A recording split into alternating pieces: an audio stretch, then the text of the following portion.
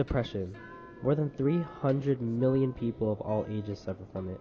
It feels like an invisible weighted vest one constantly carries and is often misinterpreted as simply being lazy, sad, or just needing a break.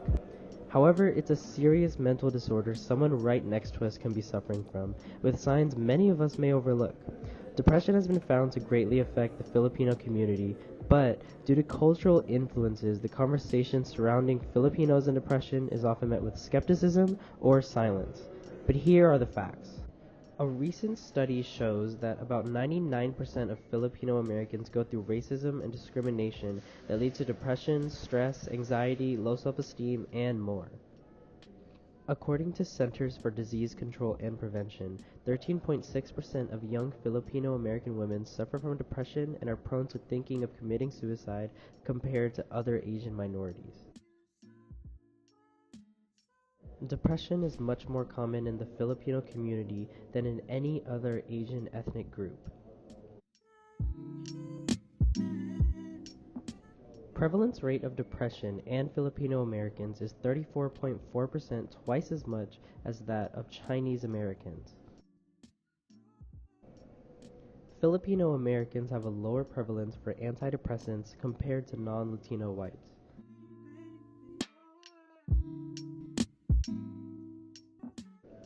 The sub-ethnic group Ilocano appear to have lower levels of depression than Tagalog and Visayan-speaking Filipinos, which shows that subgroups within subgroups even matter.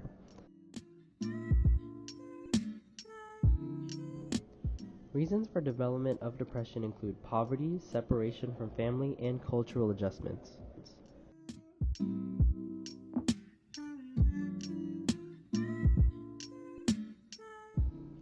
One of the biggest factors that causes depression for Filipino Americans is their unique immigrant experience.